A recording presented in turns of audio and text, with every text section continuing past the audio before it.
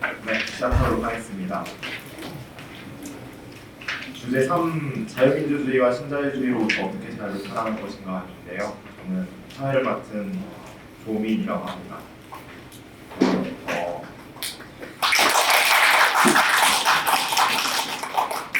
네, 서울에 살고 있는데 전북도당이고요. 서울 모처의 대학교에서 여성주의 동아리를 하나 장을 맡고 있습니다. 저희 지금 120분이 주어졌는데요. 30분 정도 마지막에 질의응답 시간을 갖도록 하고 90분 동안은 최우정 쌤이 강의를 해주실 텐데요. 30분 동안 질문을 동지들이 하나씩 모두 생각해내는 수준으로 했으면 좋겠습니다.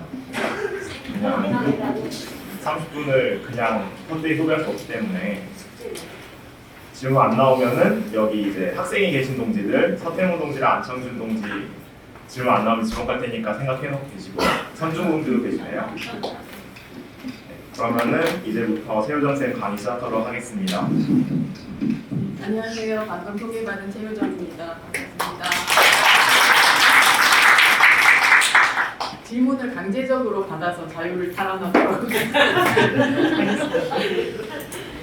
오늘 제가 준비한 강연은 제목 쓰여져 있는 대로 자유민주주의와 신자유주의로부터 자유의 탈환, 자유를 어떻게 탈환할 것인가에 대한 이야기고, 또 사회주의자들은 왜 자유주의와 싸워야만 하는가, 특히 지금 정세와 국면 속에서 자유주의와의 투쟁이 왜 중요한가에 대한 이야기를 좀 함께 나눠보려고 해요. 첫 번째 페이지에 뭔가 심각한 오류가 있는데 아무도 발견하지 못하신 것 같아요. 2024년 제가 1년 먼저 가서 이 발표를 하고 있네요. 자유의 시대가 가고 이제 감시와 통제, 처벌의 시대가 본격적으로 이제 온 것 같습니다. 이전에도 자유의 시대는 아니었지만 제가 자유의 시대라고 명명하는 것은 그 자유 그렇게 이제 부르짖고 자유가 최고야라고 이제 시대 표제어로서 자유가 등장했던 이제 그런 시기가 으로 가고, 그 자유에 대한 부작용, 이제 신자유주의가 추진해왔던 여러 가지 자유화 정책들의 부작용이 나타나면서 그에 대한 반작용으로서 이제는 규제가 필요하고, 이제 모험이 아니라 안정성을 더 희곡하기 시작하고, 보호, 질서 이런 것에 대한 대중적 요구와 자본 내부로부터 요구도 같이 나오고 있는 시점인 것 같아요. 그만큼 우리한테는 이제 굉장히 위험한 상황이기도 한데, 한국 사회에서 저는 이제 1990년대를 기점으로 해서 자유에 대한 개념들이 굉장히 많이 이제 내용적으로 변형이 됐다라고 생각을 하는데, 이 90년대가 우리가 알다시피 신자유주의가 한국에서 본격적으로 추진되었던 시기잖아요. 여러분들은 어떠세요? 90년대 이전에 안 계셨던 분들도 있고 계셨던 분들도 있는데, 90년대 이전까지 이제 한국인들에게 자유라고 하는 것은 굉장히 중요한 정치적 목표이자 과제였고, 되게 우선적으로 정치적 표현으로서 등장하는 것이었죠. 왜냐하면 독재 정권이라고 하는 매우 억압적인 이제 정치 체제하에서 살고 있었기 때문에 민주들이 자유란 말을 떠올렸을 때는 당연히 그런 억압과 종속, 예속에서 이제 해방되는 것으로서의 자유를 생각하고, 이제 자유가 우리 마음을 막 이렇게 떨리게 하는 그런 단어였는데, 90년대를 지나면서 이제 지금에 이르러서 자유라고 하는 것은 무엇인가 기분이 썩 좋지 않은 말입니다. 그렇지 않으세요? 물론 지금도 대통령이 연설 때마다 수십 번씩 인용해 가면서 막 자유 외치지만, 그 말을 들을 때마다 우리는 뭔가 섬뜩하고 불길하고 회의하며 그 자유를 들을 때마다 이제 억압되는 그런 기분이 들지요. 뭔가 지금 야로가 있고, 이 자유를 우리도 같이 외치고 싶은데 함께 외치면서 뭔가 이 자유가 만들어내고 있는 억압적 체제를 또 못해주는 듯한, 쉽게 동조할 수도 없고, 그렇다고 해서 우리는 자유에 반대합니다 라고 이제 외칠 수도 없는 되게 뭔가 좀 애매한 용어 단어가 돼버렸어요. 왜 이제 이렇게 되었는가? 오늘날 자유롭다라고 하는 말은 당신은 이제 앞으로 자유롭습니다라고 하는 말을 노동자가 듣는다고 하면 되게 그죠? 네, 불안한 말이에요. 풀려난다라고 하는 건데, 무엇에서 풀려나냐는 뭐냐면 임노동이 임금도 없고 이제 사회 보장도 없고 미안해서 네가 이제 먹고 살아라 하는 말처럼 들려요. 그리고 프리워커라고 해서 자유노동자라든지 자유계약이라고 하는 이제 용어는 실제로 이제 그걸 지칭하기도 하고 이런 과정들이 무엇을 통해서 일어났는지 역사적 과정을 통해서 이제 이 개념의 변화들을 살펴보아야 될 것 같아요. 90년대 이전에 이제 우리 한국 역사에서 중요한 이제 사건이 있었죠. 1987년인데 87년에 이루어진 민주화가 되게 점진이면서 깊은 질곡을 만들어냈던 것 같아요. 매우 진지하셔서 자유롭게 강의를 자유롭게 자유롭게 얼굴을 눈을 마주보면서 하도록 하겠습니다. 87년의 표제어는 이제 민주화이고 여전히 이게 민주화라고 하면 지금은 어떻게 보면 약간 저주가 되는 것 같기도 해요. 되게 좋은 말인데 이 민주화라고 하는 틀에 이후에 이제 한국 정치의 지형을 가둬 놓은 시작점이자 이 발표문에서 이제 그 글에서는 제가 혼돈의 기원이라고 이제 표현을 해놨었는데 이제 87년이 시작이 됐어요. 87년 이전까지는 사실은 이제 독재하에서 모든 제정치 세력들이 다 억눌려 있었고 자본가들도 아주 자유롭지는 않았죠. 말 안 듣거나 협력하지 않으면 자본가라 할지라도 끌려가가지고 대산을 몰수당한다든지 시동군을 당한다든지 그런 일들이 일어나고 있었기 때문에 이 모든 이제 사회의 어떤 제세력들이 독재 정권 하에서 억눌려 있는 이제 그런 상태였다가 87년을 계기로 이제 풀려나면서 그동안 이제 각 한대에 묶여서 억압받던 이 세력들이 각자 이제 분화된 모습으로 이 자유로워진 정치 지형과 공간 속에서 이제 모습을 드러냅니다. 반독재라고 이제 멈춤이 있던 안 먹어. 표현 속에 숨어있던, 그러니까 드러나지 않았던 존재들이 이제 처음 모습을 드러냈을 때 저는 한국 사회에서 사회주의, 민주주의, 그다음에 자유주의라고 하는 세력으로 드러났다라고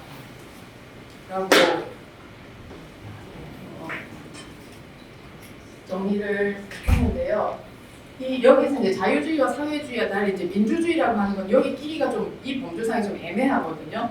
근데 이제 서구 자본주의 국가들, 이제 선진 자본주의 국가들에서는 2차 대전 끝나고 나서 이제 이 등장했을 때 정치적 지형들을 되게 보수주의, 자유주의, 사회주의 이렇게 이제 세 분류로 얘기를 해요. 그런 세력들이 등장했다라고 하는데 한국 사회에서는 한쪽에서는 아직 청산되지 않은 보수와 그리고 더 심한 이제 극우 반동 세력들이 여전히 이제 남아 있고 새롭게 정치적으로 이제 보상된 어떤 진보의 공간이 생기면서 여기에 세 가지 세력이 이제 등장하는데 왜 민주주의를 넣었냐면 어쨌든 이 시기에 한국 사회에서 이제 민주 세력이라고 할 수 있는 오랫동안 이제 반독재 투쟁을 급진적으로 해온 이 세력들이 이제 존재했기 때문에 이제 민주주의 세력, 민주주의라고 하는 범주를 하나 더 넣었어요. 근데 사실 이 국면에서 자유주의와 사회주의가 한판 본격적으로 격돌했어야 되는 시점인데 우리가 알다시피 87년에 이제 직선제 정치로 일정하게 타협을 하고 이 첫 번째 직선제 대통령이 독재 장단, 독재자의 친구가 이제 당선되면서 굉장히 이제 불안정한 민주화 이행 과정을 겪게 돼요. 그러니까 계속해서 민주화 투쟁도 여전히 이제 해 나가야 되고 그런데 불행하게도 그때 전 세계적으로 뭐가 또 일어나고 있었냐면 자유화의 물결이 이제 일어나고 있었고 그 자유화의 물결에는 물론 이제 동구권에서 일어났던 민중들의 요구로서의 자유와 민주화 운동도 있었지만 신자유주의 세력들이 추동하고 있는 시장 개방이나 자유무역 질서 같은 것들을 전 세계적으로 구축해가는 자유의 물결도 있었거든요. 한편에서 이걸 저지해야 되고 한편에서는 민주화를 또 완성해야 되는 어떤 이중적인 구도 속에 있었단 말이에요. 근데 이제 이 장이 열렸을 때 딱 보니까 어쨌든 이제 민주주의 운동을 했던 사람들은 제도적 공간에서 대중적 지지를 이제 받을 수 있는 그런 이제 기반이 만들어져 있었어요. 왜냐하면 대중들이 독재 시기 하에서 이 사람들이 어떻게 싸웠는지를 봤기 때문에 순조롭게 정치 세력화를 해 나갈 수 있었고 사실 이제 가장 많이 안전하게 살아남아 있었던 세력들은 자유주의 세력이고 일정하게 독재와 타협하고 또는 부역도 하면서 이제 살아남아 있었지만 정치 세력으로서는 그렇게 자기 존재를 드러내지 못하다가 87년 민주화 이후에 본격적으로 이제 정치 세력으로서 가시화를 해 나가고 사회주의 세력은 그때 어땠냐라고 하면 이제 반공국가 안에서 거의 이제 반독재 투쟁도 열심히 하고 존재가 없었던 것은 아니지만 씨가 말라 있는 상황이었죠. 다 이제 감옥에 갔거나 죽거나 뭐 했던 이제 그런 상황에서 세력 동맹이 이 자유주의와 민주주의 간의 이제 세력 동맹으로 이루어진 이고 이 세력 동맹을 통틀어서 이제 범민주화 세력이라고 예. 불러요. 그래서 오늘날 우리가 부르고 있는 이제 민주화 세력 또는 범진보, 진보 진영이라고 했을 때 이것이 표상하고 있는, 포괄하고 있는 거는 사실은 87년 이후에 등장했던 이 자유주의와 민주주의 이 운동 세력의 세력 동맹이라고 할 수가 있어요. 이 제목에 대해서 동지 여러분들 이제 많이 알고 계실 것이고요. 반민주, 민주화 세력 또는 독재, 반독재 세력이라고 이제 명칭을 붙일 때 이것들이 제대로 이제 사회운동의 어떤 이 정치 세력들을 표현해내지 못하고 있고 계속해서 이제 민주, 진보라고 하는 포괄 명칭 속에서 제대로 된 이제 쟁점이나 전선들을 만들어내지 못하고 자유민주 세력이 진보라든지 민주를 다 대표하도록 만드는 그런 효과가 있는 용어라고 하는 것들을 이제 많이 알고 계실 것입니다.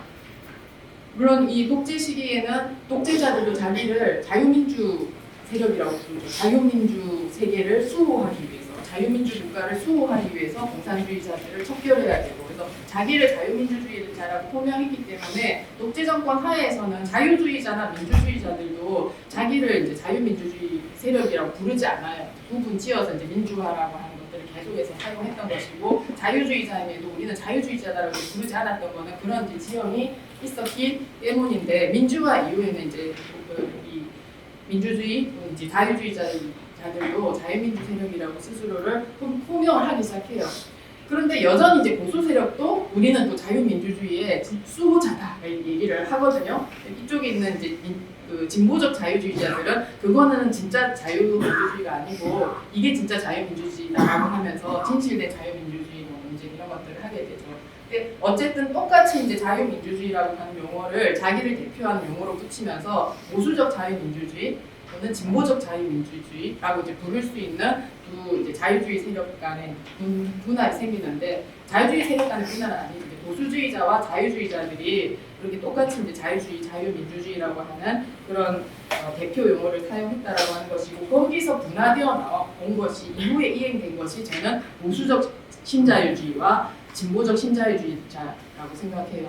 그러니까 보수적 자유민주주의로부터 보수적 신자유주의가, 그다음에 진보적 자유민주주의로부터 진보적 신자유주의가 이제 태동한 것인데, 우리는 진보적 신자유주의라고 하는 것을 굉장히 이제 혁명 모순적인 명칭이라고 생각을 하잖아요. 진보주의자가 어떻게 신자유주의자가 될 수 있어라고 이제 이야기하는데, 그렇게 될 수 있다라고 하는 것은 왜 이제 그렇게 되어 갔는지를 살펴보려고 해요. 87년 이후에 이제 90년대에서 가장 또 중요했던 분기점이 10년 후에 있는 게 97년이고, 이 97년이 어떤 걸 의미하는지는 아마 여기 앉아 계신 분들은 다 아실 거예요. IMF 국제금융 사태, IMF 위기로 그래서 87년부터 97년까지 10년간에 걸친 아까서 말씀드린 한편에서의 이제 민주화를 완성시키기 위한 투쟁과 이행 투쟁과 또 한편에서 이제 쇄도하고 있던 신자유주의를 막아내려고 하는 민중 투쟁이 펼쳐졌던 10년이 지나면 연과하고, 그 치열한 투쟁이 한국 사회에서는 굉장히 가위로 딱 이렇게 잘라버리듯이 이제 동결됐던 것이 IMF라고 하는 굉장히 큰 사회적 충격으로 다가왔던 사건이고, 이게 지난한 10년간의 투쟁을 일정하게 종식시키는 역할을 해요. 그리고 아주 급진적으로 그 다음부터 신자유주의 정책들이 이제 전 사회 전 민족이 충격에 빠진 가운데서 추진되기 시작하는 이제 계기가 되는데 97년을 계기로 해서 자유의 이념이 또 이렇게 굉장히 급진적으로 바뀌어가게 되죠. 이전에 있었던 정치적 표현으로서의 자유가 이제 완전히 다른 의미를 가진 자유의 개념으로 변형되는 시점이 저는 97년으로 이제 놓을 수 있다고 보고 87년부터 이제 97년까지 어쨌든 한국 사회가 집중했던 하나의 키워드가 그 시대를 표현해 줄 수 있는 용어가 민주화였다고 한다면 97년부터 어쨌든 자유화라고 하는 것이 전면에 등장하고 이 자유화를 놓고 좌우 또는 진보 보수가 싸우는 그런 이제 국면들이 펼쳐지는데요. 앞에 이제 이쪽에 놓여 있는 자유의 개념들이 이전까지 이제 자유주의적 자유 우리가 생각하는 것들 정치적 교역으로서 개인의 자유, 그다음에 시민의 자유 이런 자유의 개념이었다가 97년을 지나면서 정리된 자유의 개념 중에서 이 자유의 개념이 우위에 서게 돼요. 기업의 자유, 자본의 자유, 시장의 자유, 자본 이동의 자유 이런. 그다음에 아까 이제 처음에 나왔던 자유롭다라고 했을 때 그냥 마음대로 할 수 있는 그런 의미의 자유가 이제 등장을 하게 되는데 이 자유가 반대한 것이단 말입니다. 하나의 안티테제로서 이제 이 신자유주의적 자유 또는 90년대 이후의 자유는 자기를 성립시키는데 그게 뭐냐면 우리는 관료주의 싫다.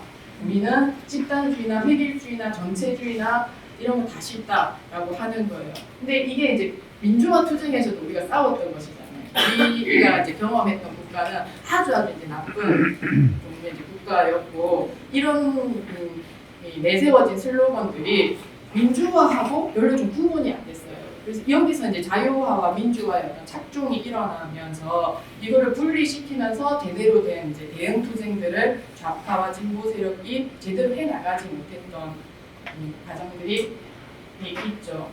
그다음에 이거는 어떤 면에서 보면 이제 자유주의적 이데올로기 공세이기도 해요. 그래서 처음에 이제 자유화가 막 들어올 때 우리가 자유화를 막 거부하거나 경계하거나 두려워하지 않았어요.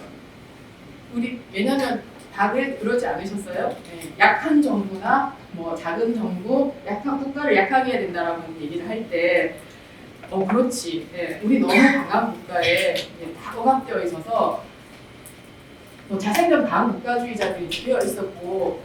관료주의나 집단주의나 이런 것들 다 민주주의자들도 반대하는 것이잖아요. 민주주의에 반하는 내용들이기 때문에 자유주의자들이 이 내용을 기치를 걸고 나서 이것에 대한 이제 안티테제, 부체제에 대한 그 새로운 어떤 체제로서 부체제의 안티로서 또는 대항자로서 이걸 정립했을 때 우리는 그렇게 들어온 자유화의 물결 또는 자유주의를 심지어 해방의 나팔소리처럼 듣기도 했어요. 물론 많은 여기서 이제 자유주의 지식인들이 역할을 했죠. 그렇게 들리도록 하는 역할을 했다고 생각을 하고 여기서 또 이제 중요한 어떤 착오를 가지고 공산주의를 여전히 이제 공산주의나 사회주의를 이 견제 억압하는 이제 이 레토릭을 또 여기서 또 생산해내게 되는 거고 사실 처음 이 서구 사회에서 자유주의 이 세력이 결집하게 되었던 중대한 계기는 어떤 파시즘이라고 하는 그 정치 억압 체제에 맞서서 그래서 개인의 자유나 시민의 자유나 정치적 자유들을 목표로 삼는 운동 속에서 자유주의 운동과 근대 이 20세기적 이제 자유주의 이념이 출현했다고 볼 수 있는데 사실 공산주의자들은 사회주의자들은 누구보다도 맞서서 이 파시즘에 대해서 싸웠던 세력인데 이렇게 이제 통칭을 하면서 전체주의라고 하는 이제 범주 속에 파시즘과 파시스트와 코뮤니스트를 똑같이 이제 집어 넣게 돼요. 그러면서 이제 우리는 전체주의에 반대한다라고 얘기를 하고 모든 자유주의에서 집단과 공동체, 뭐 사회, 체제, 구조 이렇게 이제 묶는 이런 방식의 것들을 다 전체주의, 집단주의, 획일주의 이렇게 낙인을 찍고 공격을 하게 되죠. 근데 여러분 어떠세요? 지금 이제 우리가 자유화나 자유주의에 대해서 얘기를 하고 있는데 여기 계신 동지들은 다 사회주의자이실 테니까 자본주의라고 얘기했을 때 느끼는 거랑 자유주의라고 했을 때 들리는 거랑 다른 감각으로 다가오지 않으세요? 자본주의는 이거는 우리가 철폐해야 될 체제이고 엄청난 고통을 야기하고 있는 혼돈하는 무신의 체제이고 라고 하면서 이제 이렇게 반대하는 입장에 설 수 있지만 이거를 자유주의라고 했을 때는 그렇지 않으시죠.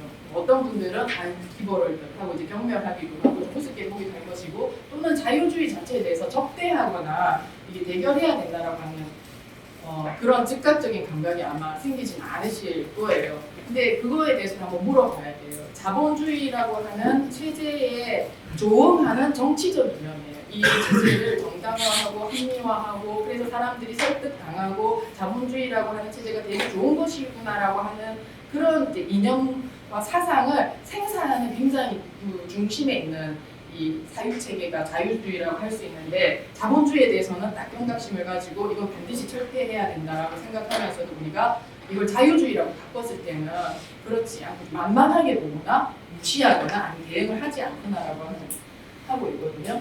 근데 이 자유주의는 생겨나서부터 계속해서 자본주의의 위기 속에서 자본주의가 자기를 계속 수정해오는 과정에 따라서 자유주의도 계속 이제 자기 혁신과 쇄신을 의 과정들을 이제 밟아와요. 그래서 신자유주의라고 했을 때 우리는 이제 1970년대에 유럽에서 이제 생겨나서 대처 레이건 정부가 추동을 하고 90년대부터 전 세계적으로 이제 퍼져나가서 한국에도 도착해서 지금 이렇게 망하기 직전까지 된 이 신자유주의를 생각하는데 사실 새로운 자유주의라고 하는 개념은 자유주의 역사 속에서 계속 이제 등장을 하거든요. 새롭다라고 하는 것은 이전의 것이 낡았다라는 의미잖아요. 그래서 부자유주의, 자기 앞선 시대에 있었던 자유주의를 계속 이제 혁신하고 수정하고 보완하는 개념으로 등장을 해요. 여기서 이제 중요한 어떤 분기점들을 역사적인 어떤 연대순으로 지금 이렇게 나눠봤는데 1929년, 33년, 45년, 71년, 89년, 97년, 2008년 이 연도는 딱 보면 이제 각인이 되는 숫자예요. 29년은 우리가 이제 알다시피 대공황, 유럽 자본주의를 다 휩쓸어가지고 고전적 자유주의의 어떤 가설들이 다 이제 그냥 아니다라고 하는 것이 풍로되었던 시점이고요. 그때 대공황, 전쟁, 파시즘을 겪으면서 33년이 이제 두 가지 의미가 있는 숫자인데 하나는 미국에서 뉴딜 계획이 이제 제출되면서 예전의 자유주의를 기각하고 다시 새로운 자유주의를 좀 정립했었던 시기고 또 33년이 언제냐면 히틀러가 이제 당선됐던 해예요. 유럽에서는 본격적으로 파시즘이 전개됐던 시기인데 이 시기 국면에서 이제 리버럴리스트들이 새로운 자유주의가 필요하다라고 하면서 이제 고전적 자유주의를 수정해 나가는 그런 운동과 실천들이 나타나거든요. 또 뭐냐면은 예전에 있었던 양만적 자본주의, 빅토리아 시대부터 시작해서 동화까지 오는 그냥 아무런 통제도 받지 않은 자본이 마음대로 이제 활약을 할 수 있고 특히 이제 금융 자본의 통제 불가능성들을 이제 사람들이 확인하면서 또 그것이 가져온 파국적 결과 전쟁이나 공황이나 파시즘 같은 것들을 보면서 이대로는 놔뒀다가는 자본주의가 아니라 세상이 나가겠다라고 하는 체제 내부적인 굉장히 큰 위기감 속에서 수정을 해나가요. 단일 자유주의를 수정하면서 대책이 필요하고 질서가 필요하고 국가도 이제 개입을 해야 된다. 그냥 놔두면은 자연스럽게 잘 굴러가는 어떤 질서이니까 이 야경국가나 방위국가처럼 그거를 잘 안 돌아가게끔 방해하는 세력만 조금 막아주면 사회주의자들처럼 그러면은 시장 경제와 자본주의는 잘 돌아갈 것이다라고 하는 그런 이제 이 가설, 고전적 자유주의적 가설들에서 다시 좀 더 전면적인 사회와 시장 경제 질서를 유지하기 위한 국가 차원의 개입과 계획이 필요하다라고 하는 이제 방향으로 전환을 해가고 여기에 새로운 자유주의라는 이름을 붙여요. 그때는 네오리버럴리즘이 아니라 뉴리버럴리즘이라고 하는 이제 이름으로 정치학자, 경제학자들이 모여가지고 신자유주의자들이 몽텔레에서 모여서 회의하는 것처럼 이 이전 시기에 또 모여서 어떻게 하면 이 자유주의라고 하는 이념들을 사상을 수정해 갈 것인가를 논의를 하더라고요. 그래서 33년에 미국인 뉴딜, 그다음에 이제 유럽에서는 파시즘을 겪고 나서 45년에 이제 이 전쟁이 끝나고 나서 전후 체제 하에서 우리가 아는 복지국가, 부르는 코퍼레티즘 정치 체제, 협의 정치가 이제 나타났었고, 이게 앞에 있는 자유주의, 이전에 이제 굉장히 야만적이고 약탈적이었던 자유주의에 대한 수정으로서 이제 나타나는 개념이 자유민주주의나 이제 사회민주주의 개념이죠. 사회민주주의는 좀 차치하고 오늘은 이제 자유민주주의에 대해서만 조금 더 집중해서 볼 거예요.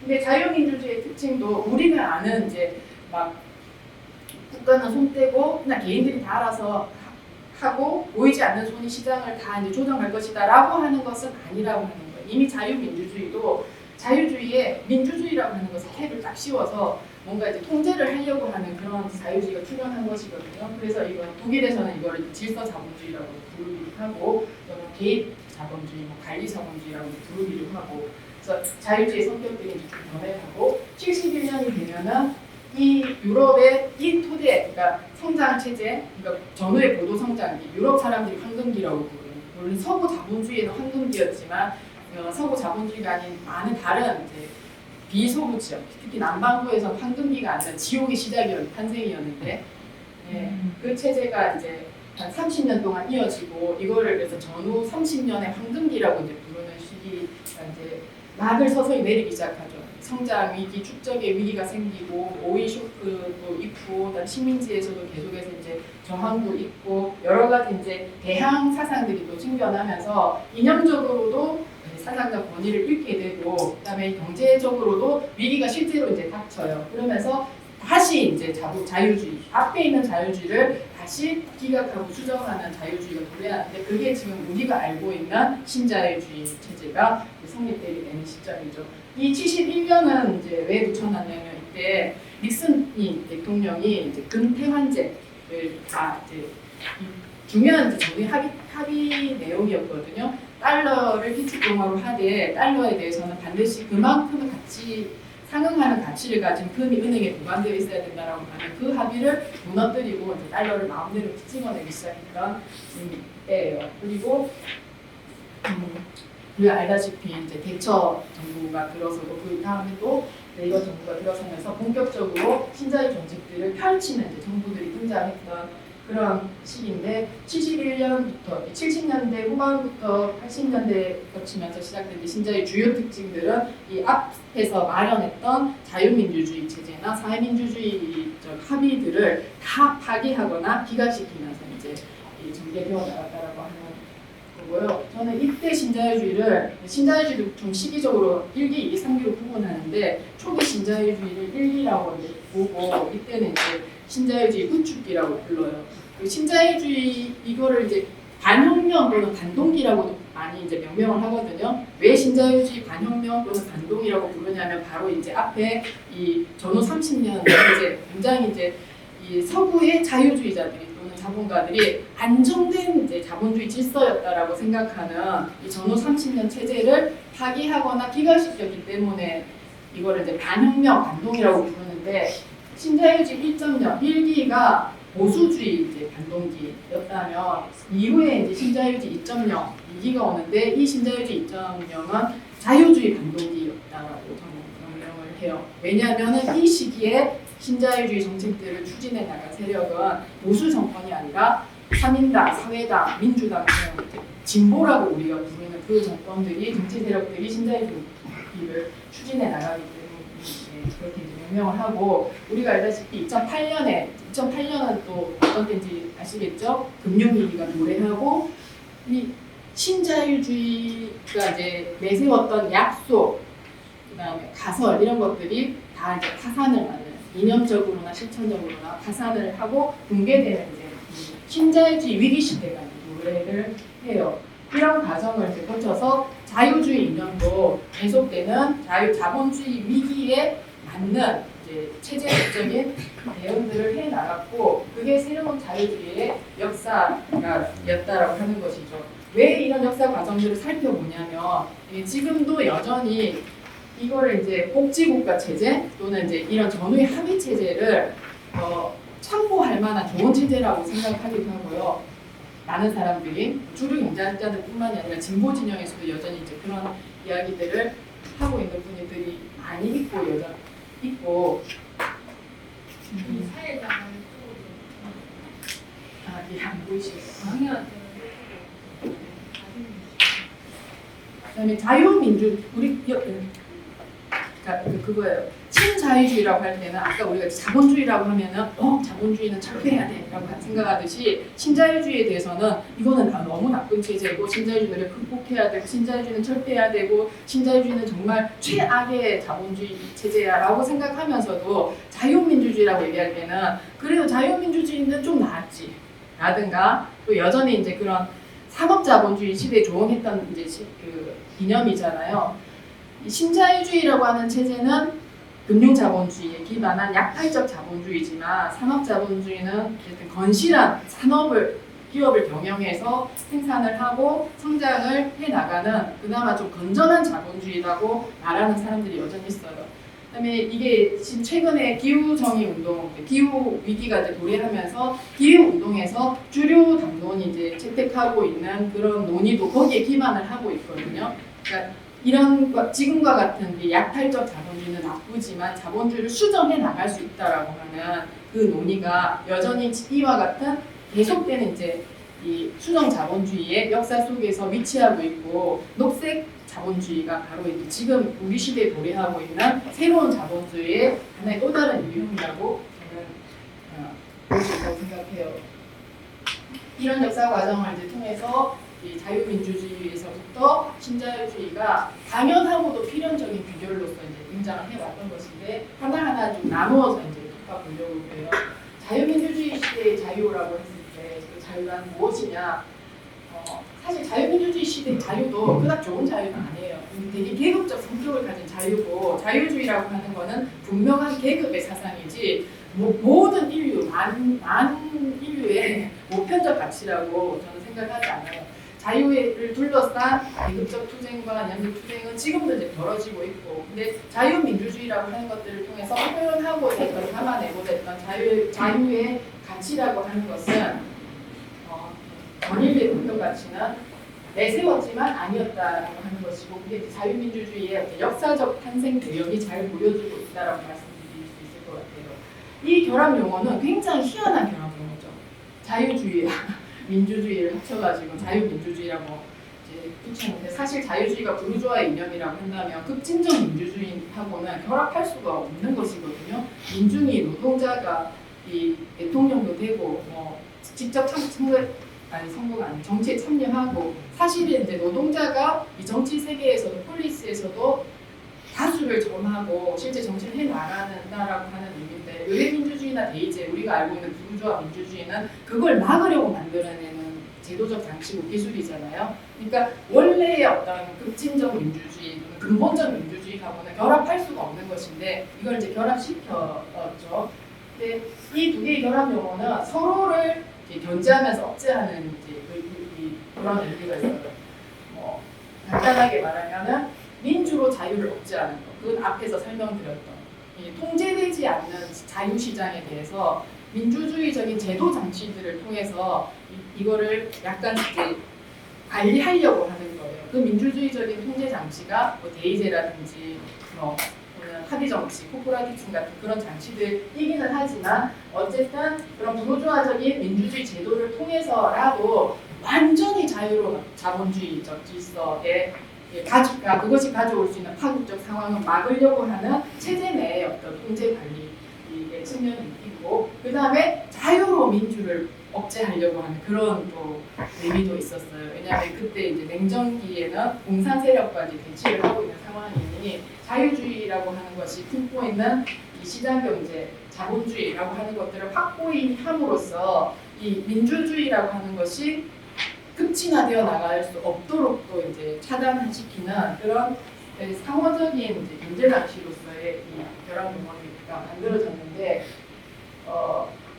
둘 다 어쨌든 체제 관리적인 대응을 위한 정치적 이념이에요. 그리고 이 체제 관리는 두 가지 차원에서 나누어서 볼 수 있는데, 하나는 내적 대응이고 하나는 외적 대응이라고 나눌 수 있어요. 내적 대응은 파괴적 자본주의에 대해서 체제 자체가 무너지도록 하지는 말자라고 하는 자본주의 지속 가능성을 유지하기 위한 대응이라고 볼 수 있고, 외적 대응은 공산주의 진영에 대한 대응으로서 이제 만들어진 용어, 결합 용어. 할 수 있죠. 그래서 공산 전체주의라고 하는 것을 붙이고 공산주의와 전체주의를 결합시켜서 공산 전체주의 진영에 대하여 자유주의, 민주주의, 자유민주 세계라고 하는 진영을 수립하는 외적 대응으로서의 명칭이 자유민주주의라고 하는 용어로 담긴 의미라고 할 수 있습니다. 그리고 여기 때 끼치기 자유에 담긴 주된 표현이 개인의 자유, 자유세계, 자유국가, 시장경제 이런 식으로 표현이 되는 것이고 항상 이제 해방과 연결이 되는데 자유라는 하는 것의 의미는 이때 이제 자유 이 외적 대응으로서의 자유민주 진영이 이제 내세웠던 해방의 의미라고 하는 것은 공산 진영 또는 전체주의에 속박되어 있는 인민들을 해방시키는 것. 그래서 이 자유시장, 자유세계로 자유세계에서 살 수 있도록 만들어주는 그런 의미로서 해방을 썼고, 그래서 수많은 식민지 침략 전쟁에 대해서 해방 전쟁이라고 하는 표현을 쓰죠. 베트남을 해방시키기 위해서, 필리핀을 해방시키기 위해서 이런 표현을 쓰면서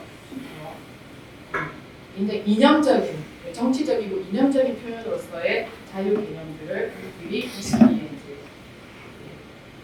주된 의미를 보여준다고 할 수 있습니다. 근데 신자유주의로 이제 아까 역사적 연대표를 계속 이제 머릿속에서 상기하시면서 들어주세요. 신자유주의 시대의 자유는 앞선 시대, 자유민주주의 시대, 전후 45년 체제 시대에 만들어졌던 합의들을 다 파기하는데 역시 마찬가지로 자유에 대한 합의도 파기를 하죠. 자유민주주의적인 합의를 파기하고 새롭게 등장한 이 신자유주의 시대가 예전에만큼 야만적인 자본주의 시대로 회귀하는 것 같다라고 해서 빅토리아 시대로 돌아가는 것 같다라고 얘기도 하고, 지금 우리가 이제 겪고 있는 상황도 제가 볼 때는 1930년대 파시즘 도래하기 직전에 특히 한국은 독일 정치하고 너무너무 이제 유사해요. 쇄신이나 혁신이라고 하지만 사실은 파산난 이전에, 그러니까 앞선 시대를 혁신하기 위해서 불러온 새로운 아이디어라고 하는 것이 그 이전에 파산된 그 이념으로부터 사실 또 이제 빌려오는 것이니까 이거는 획기적 혁신이라고 표현을 해야 될까요? 이 시기에 이제 자유 개념이 아까 앞에서 잠깐 이제 설명드린 대로 정치적 표현으로서의 자유라고 하는 이 개념 내용들이 완전히 탈각해버리고 정치 활동의 자유가 아닌 경제 활동의 자유로서 구성이 되고 보편적 자유가 아닌 특권적 자유. 그래서 그 발제문에는 이제 자유도 돈 있으면 살 수 있는 것이 되었고 부자일수록 더 자유로워지는 세상이 되었고 노동자에게 자유롭다라는 말은 아무런 보호 장치도 없는 그런 상태를 의미하게 되는 시대로 갔다라고 했을 때 그것을 이제 설명하는 거예요. 특권적 자유가 되었고 정치적인 자유가 우리가 함께 공동의 자유, 우리 모두의 자유, 해방으로서의 자유를 위해서 쟁취해야 될 과제 목표로서의 자유가 아니라 탈정치화되고 개인화되고 사유화된 자유의 개념으로 운영이 되어가고 그걸 잘 표현해 주는 게 경쟁의 자유와 선택의 자유라고 하는 것으로 표현된 신자유주의 개념이에요. 이 신자유주의도 표방하는 것과 달리 오히려 자유민주주의보다 더 높은 수준의 국가 개입과 통제를 요청하거든요. 그리고 아까 이제 질서를 도입해야 된다라고 하는 그것이 고전적 자유주의와 자유민주주의 체제에서 가장 큰 차이점이라고 말씀을 드렸는데 신자유주의도 역시 마찬가지로 인위적인 질서를 도입하려고 그래요. 시장 질서라고 하는 것은 고전적인 자유주의자를 설명했듯이 인간 본성이다 묘안하는 것이 내버려두면 스스로 작동하는 것이 아니라 그렇게 잘 작동하도록 또는 개입해야 된다라고 하는 요구가 자유민주주의에 반영되었던 요구라고 한다면 신자유주의는 이걸 한층 더 이제 강화 심화하는데 신자유주의는 희한한 질서를 도입해요. 그게 뭐냐면 교환의 질서가 아니라 경쟁의 질서를 도입해요. 그래서 경쟁을 해야지만 이 시장이 제대로 돌아갈 수 있다라고 하는 그래서 이 경쟁 중심 내 사회를 구축하게 되고 그래서 이제 등장하는 것 계속 강조하는 것이 경쟁의 자유라고 하는 것이죠. 해방의 개념도 이렇게 누가 누구로부터 해방될 것이냐라고 이제 보았을 때 국가로부터 주권으로부터 인민으로부터 민주적 사회 통제로부터 시대부터 자본의 전면적인 이제 개방을 목표로 하면서 시작하는 해당 이념들을 바꾸어가고 실제로 불평등 수치라든지 그 PPT의 이제 작업들을 보면은 45년부터 75년까지 30년 동안 서구 자본주의의 국가 내부는 굉장히 이제 평등해지기도 하고 상대적으로이겠지만 물론 완전한 평등은 아니지만 불평등 수치가 낮아지는 것도 보여주거든요. 자본이 통제되는 여러 가지 이제 법적 제도적 장치들도 작동을 잘 하고 있는 그런 시기인데 이거를 뭐라고 부르냐면 이건 제 표현이 아니고요. 신자유주의자들의 표현이에요. 자본의 억압기라고 이제 불러요. 그 정의 30년 체제를. 그리고 이후에 이제 그 억압기에서부터 시장을 개방시키고 자본의 자유를 이제 전면화하는 시기로 가야 된다라고 하고 그래야지만 자본주의가 끝이 안 나고 이 성장을 계속해 나갈 수 있다라고 얘기를 합니다. 그래서 다시 한번 강조하건데 약한 국가, 작은 정부라고 하는 것에 속지 말아야 되겠다. 이것이 우리를 억압했던 국가를 인민이 어떻게 통제할 것이냐의 문제가 아니라 자본을 억압했던 국가나 정부의 힘을 약화시켜서 그 위에 자본이 설 수 있도록 만들어주는 그런 프로파간다였다라고 하는 것이고요. 한편에서는 이중적으로 이제 이 발현이 되는데 자본에게는 약하고 인민에게는 강한 국가를 이제 요구를 해요. 왜냐하면 전후 30년 체제가 어쨌든 분배를 통해서 이 개혁 타협을 만들어냈잖아요. 노동자 인민을 이렇게 약간 줄 수 있는 당근이 있었다라고 본다면은 이후에 이제 자본주의 이 성장 위기 속에서는 분배를 해줄 수 있는 목도 그다음에 의지도 사실은 없어져요. 그때는 이 체제를 유지해 나가기 위해서 강고한 폭력과 치안에 기초한 통치가 이제 필요하기 때문에 자본을 규제하는 국가의 힘은 약화되어야 되지만 그것에 저항하는 인민의 힘을 통제할 수 있는 국가는 훨씬 더 이제 강한 국가를 요구를 하게 돼요. 그래서 되게 폭력적이고 강한 국가들이 이제 나타나게 되고 이걸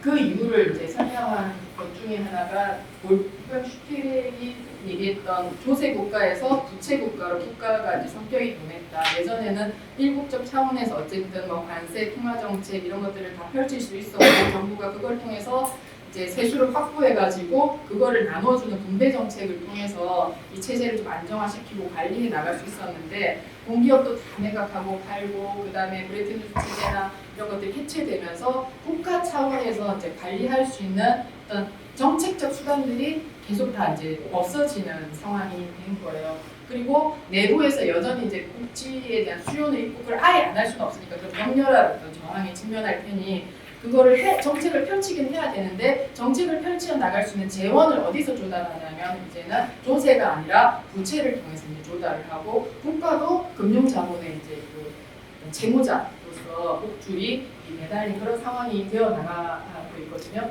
이런 상황에서 통제 수단은 별로 없고 체제 질서는 유지해야 되는 상황에서는 훨씬 더 폭력적인 형태의 이제 치안이 필요하게 되죠. 근데 우리가 이거를 폭력적이라고 느끼지 못했던 이유는 또는 이제 서서히 느껴서 지금 막 하고 있는 이유는 과거의 그 권위주의 정권들이 가졌던 폭력적 통제 수단하고 다른 기술적 통제 수단을 썼기 때문이에요.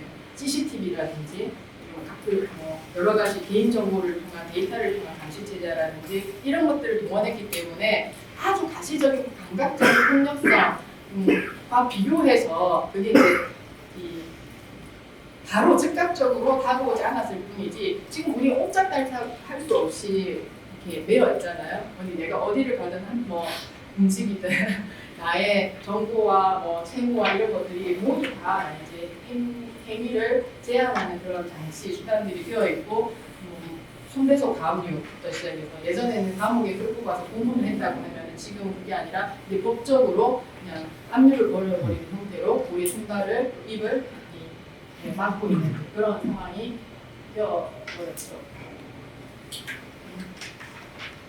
그래서 다시 반복이고 다시 강조인데 자유주의는 이런 식으로 자기 이제 이념들을 수정, 쇄신해 왔다. 고전적 자유에서 한계에 부딪히게 되면은 다시 이제 자유민주주의를 통해서 체제 관리를 할 위한 이념적 기반을 만들어내고 그 다음에 이게 또 이제 자본주의의 성장 위기와 함께 여러 가지 만들어낸 이제 내부의 또 불평등과 식민지 질서 이런 것들에 대한 함의를 갖게 되면은 그것에 대한 또 이제 보완과 수정으로서 신자유주의라고 하는 인물 기반을 만들고 그걸 통해 자본주의를 계속 이제 유지하는 하고 관리하려고 하는 행위 노력들을 해왔다라고 하는 것을 앞에서 설명드린 것을 요약해 놓은 것이고 시장 질서가 되게 자연적 질서였다고 본 것이 고전적 자유주의에서의 특징이라고 하면 자유민주주의에서는 시장적 질서를 유지하기 위해서는 인위적이고 국가적인 계획이 필요하다라고 하는 이제 합의를 만들어냈고 신자유주의에서는 그 시장 질서가 어떤 질서냐라고 했을 때 경쟁 질서다라고 이제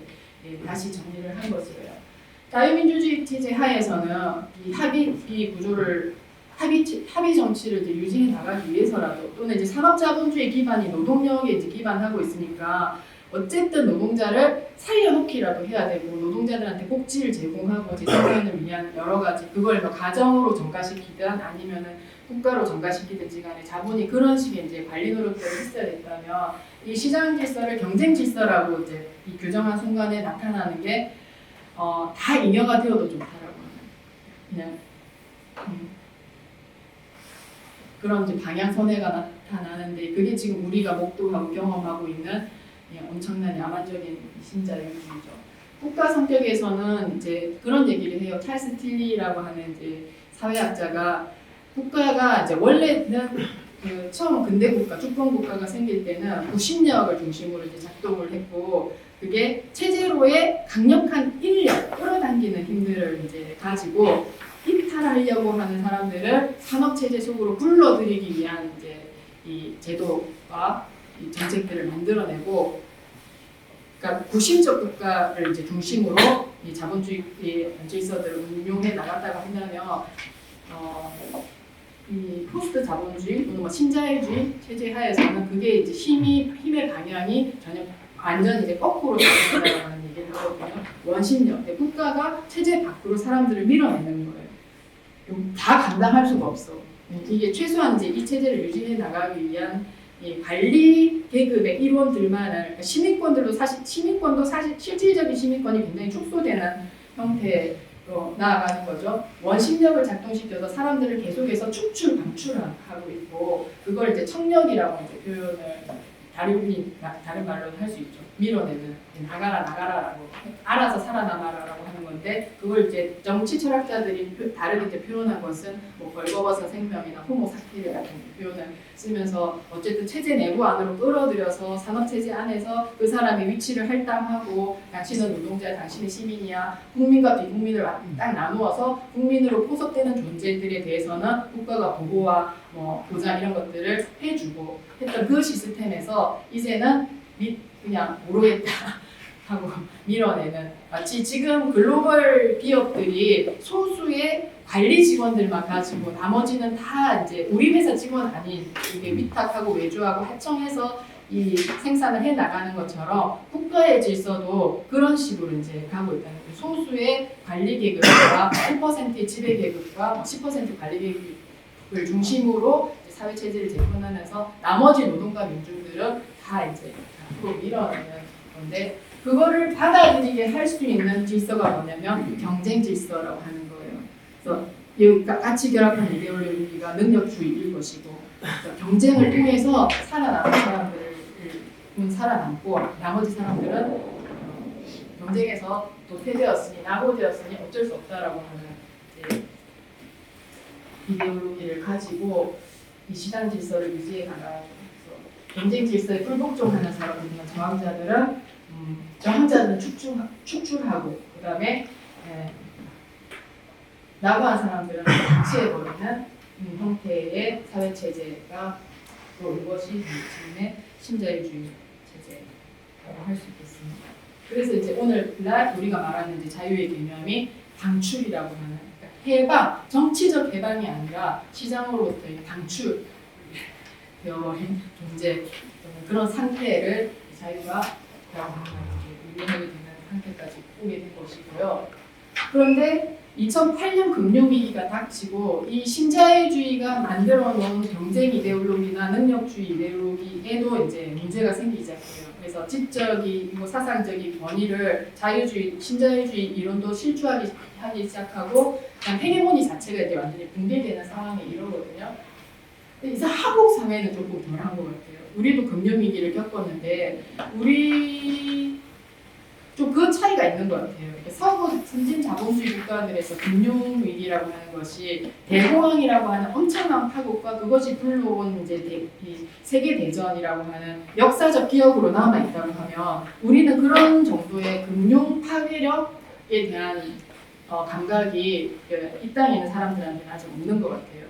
그래서 물론 이제 97년에 IMF 위기를 이제 겪었는데 IMF는 어쨌든 그 극복의 서사로 남아 있잖아요. 돈 다 갚았고 그 외환위기를 극복했다라고 하는 이제 서사로 남아 있고 그게 사회를 완전히 이제 붕괴시킬 정도로 파괴력이 있는 이제 집단이나 금융자본이 이런 이제 생각들을 이 형성되기 전에 금융자본가들이 뭐 혁신가, 자본가, 그러니까 우리가 다 부러워하는, 바라는 그런 이제 존재로 등극을 하게 된 거죠. 지금도 다가오고 있는 그 무시무시한 어떤 금융자본의 사회 파괴력에 대해서 진보운동과 좌파 진영도 제대로 이제 그 두려움과 경각심을 갖고 대응 준비를 하지 못하고 있는 것이 아닌가 생각을 하거든요. 근데 전 세계적으로 보면 어쨌든 이 앞선 시기 신자유주의가 막 내세웠던 이 표제어들에 대해서 다 이제 대항하는 어떤 대항 개념들이 등장하고 흐름들이 바뀌고 있는 것은 분명해요. 자유를 그렇게 외쳤지만 팬데믹 때도 이제 우리가 느꼈듯이 국가가 통제해야 된다. 마스크를 필요한데 마스크 사회적 요구에 대해서 이제 이 필요에 대해서 생산해내야 된다. 그러려고 하면은 계획과 통제가 필요하다라고 하는 이 통제와 규제의 어떤 요구성들이 다시 등장하기 시작했고 각종 재난과 이제 위기들이 막 닥치면서 모험가 정신, 기업가 정신이라고 하는 이 이념에 대해서도 아니 이제 우리 모험 그런 거 말고 또 너무 두려워 이제는 안전한 것이 중요하다라고 하는 그런 이제 대중적 요구가 등장을 했고 개방에 대해서도 요구, 그 다음에 유동성에 대해서도 안정성이 훨씬 더 이제 큰 어떤 지지를 얻고 있는 상황이거든요. 근데 이게 이중적인 차원에서 요구라고 하는 것이 지금 중요하게 봐야 될 부분이에요.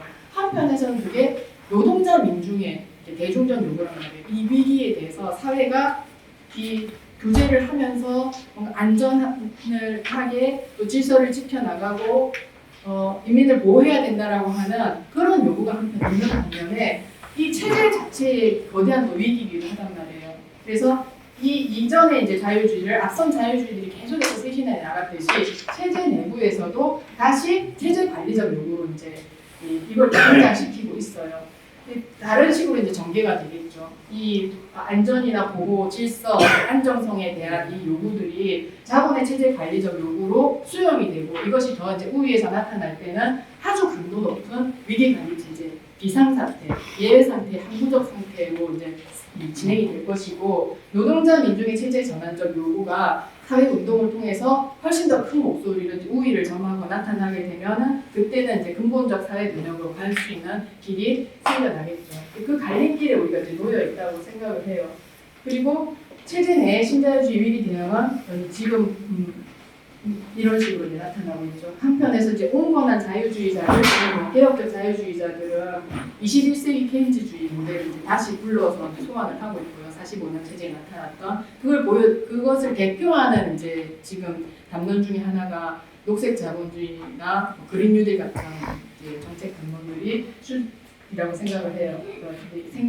반생태적이고 반환경적인 그러니까 지구를 거의 절멸시킬 수도 있는 이 자본주의를 막기 위해서는 그걸 녹색으로 수정 보완하자라고 하는 이제 그런 대응이 한편 있고 자유주의적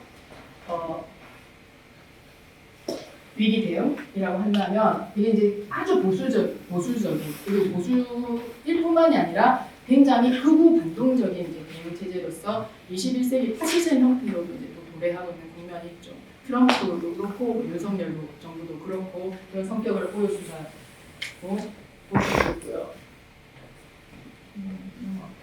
그러면은 이러한 상황 속에서 우리는 어떻게 노동자 민중의 자유를 타협할 것이냐? 이건 버릴 수는 없는 용어예요. 저는 이제 신자유주의가 만들어낸 여러 가지 이제 용어들 중에서 우리가 쓰지 말자 이거는 이건 쓰면 쓸수록 이제 이 신자유주의의 어떤 이데올로기를 강화하니까 쓰지 말자라고 주장하는 것도 있고 또는 대체하러 쓰자라고 할 수 있는 것도 있는데 자유, 평등, 정의 같은 개념은 그런 것이 아니거든요. 이거는 자유주의자들이 쓰는 거니까 우리는 그럼 자유는 안 쓰겠어라고 대체하거나 포기해버릴 수 있는 그런 개념이 아니란 말이에요. 그건 이제 탈환해야 될 개념일 것인데 어떻게 탈환해야 될 것인가를 이제 고민을 해야 되겠죠.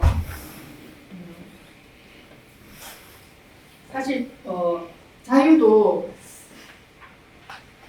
약간 언어의 역사적 증거를 잘 보여주는 이제 개념이라고 할 수 있는데 고대 그리스에서 이제 자유인이라고 하는 표현이 등장해요. 민주정이 수립했을 때 처음 이제 등장했을 때 민주혁명을 통해서 이 민주주의를 수립한 사람을 우리가 데모스라고 부르고 그건 데모크라시라고 하는 이제 그 영어 명칭 속에도 남아 있어요. 근데 이 데모스가 자기를 어떻게 호명하냐면 그때부터 자유인이라고 부르거든요. 근데 이 자유인이라고 하는 엘레우에테리아 이 자유의 의미는 뭐냐면 해방된 자라는 뜻이에요. 근데 해방된 자라고 하는 것은 그 의미 안에 이미 예전에 뭐였다라고 하는 의미가 들어있냐면 예속민이었다라고 하는 속민이었다라고 하는 의미가 들어있기 때문에 초기 민주정에서 귀족들이 자기를 자유인이라고 부르지 않아요. 그래서 초기 민주정에서 자유인이라고 하는 것은 귀족이 아닌 자를 의미하거든요. 평민을 이제 의미하는데 후기에 가서 이제 아테네가 굉장히 잘 살게 되고 펠로폰네소스 전쟁을 막 하면서 패권 국가가 되어가는 시점에서는 이 데모스들도 노예를 이제 한 명씩 거느리게 되고 엄청나게 많은 노예들을 유입한 가운데 노예 경제에 기반한 이제 아테네 경제 성장과 패권이 유지가 되거든요. 그 후기 민주정에서의 이 자유인이라고 하는 개념은 초기하고 달라져요. 귀족과 싸웠던 자유인이 아니라 이제 노예가 아닌 자였어. 그러니까 다른 나라에서 전쟁 포로로 끌고 와서 노예로 만든 자와는 다른 특권적 지위를 가진 어떤 이 의미로서의 자유인의 개념이 만들어지거든요. 그러니까 자유라고 하는 것은 그렇게 쟁취할 수도 있지만 또 한편 특권화되고 의미가 또 다르게 되면 지배계급의 어떤 자유 변형이 되어갈 수도 얼마든지 있고요. 중세의 자유도시나 자유인이라는 하는 개념도 이제 그걸 보여줘요. 이 자유를 위해서 싸워서 왕정을 무너뜨리고 그때 이제 우리는 자유인이다. 뭐 특허장을 사기도 하지만 돈을 주고 어쨌든 자유도시라고 했을 때 그게 아까 말씀드린 막 가슴을 뛰게 했던 이제 우리가 해방되는구나 자유가 되는구나 우리는 신민도 아니고 왕에 속한 어떤 이 예속된 신분도 아닌 자유로운 신분이다라고 하는 그런 의미에서 이제 해방된 자라고 하는 개념들을 분명히 갖고 있었고 자유도시도 그렇게 해방된 도시를 의미했었는데 이게 이제 점점점 부르주아들이 지배의 권력을 갖기 시작하고 지배 계급화되면서 이 자유인의 의미가 또 이제 한 번 또 바뀌거든요. 이게 뭐냐면 비자유인과 이제 딱 구분이 지면서 그게 잘 보여주는 용어가 자유학계하고 비자유학계를 이제 나누어서 뭐 철학, 우리가 저기 말하는 역사, 뭐 정치, 법학 이런 것들은 자유인들이 이제 하는 학문이고 그 다음에 되게 공예 같은 거, 음악, 미술, 건축 같은 손으로 몸으로 하는 그런 기회는 비자유인의 기회다라고 이런 분리해서 이런 명칭을 만들어내는 시점이 오게 되면은 그때부터는 이제 또 다르게 이제 자유의 의미가 변하게 되는 거죠. 근대에서 이제 노예해방 투쟁도 마찬가지로 주인의 자유와 노예의 자유를 대립시켰는데 아까 이제 설명드렸듯이 이념의 시대에서는 그 해방 전쟁이라고 하는 것들을 정반대로 침략 전쟁으로 붙이기도 했었고요. 지금의 이제 자유를 위한 투쟁은 자유는 어떻게 탈환할 수 있겠느냐? 발제문에서는 억압이 있는 곳에는 피어가 민중의 저항이 있을 수밖에 없고 자유에 대한 요구가 그때는 다시 정치화되고 급진화될 수밖에 없다라고 이렇게 썼어요. 이제 한편에서는 그런 실천적 투쟁도 물론 그게 가장 중요하고 현실에서의 그 실천 투쟁을 통해서만 자유의 개념, 이념도 탈환할 수 있는 것이지만 여전히 우리는 또 한편 이념적 투쟁도 충실히 해 나가야 되고 사회주의자들은 자유주의와의 이념적 투쟁을 소홀히 하지 말고 지금은 더욱더 치열하게 나가야 될 때라고 생각을 합니다. 그리고 어디서 자유를 탈환할 것인가를 찾을 때 억압이 있는 곳이라고 말씀드렸잖아요. 구체적으로 이제 돌아가면 이렇게 지금 우리가 가장 억압을 많이 느끼는 거 부채일 거잖아요. 물가, 금리 등등 오르고 있는데 어쨌든 지금은 이제 금융이라고 저는 생각을 해요. 우리의 족쇄가. 그래서 이 부채로부터의 자유를 외치면서 금융자본주의를 싸우고 또 해고와 실업의 공포 우리를 옥죄고 있잖아요. 꼼짝달싹 못하게 그곳에서부터 자유의 탈환을 분명히 시작될 수 있을 것이고 인권으로부터의 자유, 지금 장애인 이동권 투쟁도 그걸 또 보여주는 투쟁 현장이라고 볼 수 있겠고 없는 사람들의 자유라고 이제 써놨어요. 직업이 없고 임금이 없고 집이 없고 보장도 없고 보호도 없는 그런 없는 사람들의 그러나 억압밖에 있는 지금 남아있지 않은 사람들의 투쟁의 현장 속에서 우리는 자유를 탈환할 수 있을 것이라 생각을 하고 또 뭐 최근에는 홍콩에서도 계속 송환법 반대 투쟁으로 시작되었지만 나중에는 반자본주의, 반신자유주의 투쟁의 어떤 양상으로까지 전개되었던 홍콩 투쟁에서도 자유가 다시 이제 표제어로 등장을 했고 이렇게 새롭게 등장한 표제어는 자유민주주의나 신자유주의가 만들어낸 자유의 이념과는 전혀 다른 다시 이제 정치적 표현이자 해방의 고로서 돌아온 자유의 개념이었죠. 그 다음에 지금 이제 이 순간에도 팔레스타인에서 계속 이제 자유 프리 팔레스타인을 외치면서 다시 이게 전 세계적인 식민주의 체제를 폭로하면서 이 반전 또 반제 반식민지 투쟁의 어떤 구심이 될 수 있는 표제로서 자유가 다시 등장을 하기 시작했어요. 이 시점에서부터 우리는 자유를 탈환할 수 있을 것이다 생각을 하고요. 발제문을 보내드릴 때까지는 제가 이거는 이제 안 썼는데 그래서 발표문에는 들어있지 않은데 사실 이번 강연을 준비하면서 저도 자유에 대해서 한국 사회가 오늘 진보 진영, 사회운동 진영이 이 근본적이고 급진적인 대결을 사상적 대결을 하지 않았다라고 하는 좀 각성, 저 개인적인 차원에서의 각성을 하게 됐어요. 그리고 이제 한 발 더 나가서 이거를 좀 생각해 볼 필요가 있어요. 지금 자유라고 하는 것이 사실 이 수립된 어떤 이식된 개념이고 이게 서양 사상의 어떤 이 철학적 사상적 계보와 뗄래야 뗄 수가 없거든요. 그러니까 자연 대 자유, 필연 대 자유, 섭리 대 의지라고 하는 오랜 이 서구적인 이 사상 계보 속에서 등장하고 있는 또 자유의 개념이란 말이에요. 그 자유는 뭐냐면 우리가 지금 이제 기후 위기 시대에 계속 비판하고 있는 인간 중심주의, 그러니까 프로메테우스의 자유가 여전히 이제 존재하고 있는 거예요. 근데 이거를 이제 정치적 표현으로서만 바꾸면 되는 건가라고 했을 때 그건 아니라고 생각을 하거든요. 그러니까 지금까지 이 수립되어 있는 자유라고 하는 이 용어를 만들어낸 그 사상 체계 전반, 서구의 사상 체계 전반하고 지금 대결을 해야 되는 시점이 아닌가라고 생각을 하고 그 질문이 이제 이 마지막에 있는 구절이에요. 내핍 시대의 자유를 이제 상상할 수 있는 거예요. 어쨌든 우리를 이제 자유롭게 만들어준다고 하는 것이 이성, 과학, 기술 등등의 것이었고 한편에서는 진보성도 견지를 하고 있거든요. 그러니까 이 자연 법칙하고 사회 법칙은 다르잖아요. 자연의 섭리다라고 하면서 그거를 사회 법칙 속에 다 덮어 씌워서 신분과 위계와 이런 것들이 있는 거는 하늘의 별이 있고 태양을 중심으로 이렇게 별이 도는 것과 같은 이치다라고 하는 그런 식의 섭리에 이제 반해서 우리가 어떤 인간 존재로서의 그렇지 않은 또 정의로운 정치 공동체를 만들려고 하는 그 자유의 의지라고 의 운동이 있었단 말이에요. 근데 여기 지금 하나 더 지금까지 역사에서 생각해보지 못했던 새로운 위기가 이제 등장하고 있는 상황이거든요. 그게 사회의 위기나 체제의 위기하고는 차원이 다른 지구 행성의 위기라고 하는 것이 지금 등장해 있는 이 순간인데 여기에서 자유는 과연 그러면 어떤 식으로 개념적으로 재구성이 돼야 될 것인가를 물어야 될 것 같아요. 이거는 질문으로서 제출을 해두기로 하겠습니다. 다시 이제 결론으로 제한적 앞에서 이제 얘기했던 건데 유학이자 결론인데 산업자본주의는 건실한 자본주의고 금융자본주의는 약탈적 자본주의인가? 그렇지 않다.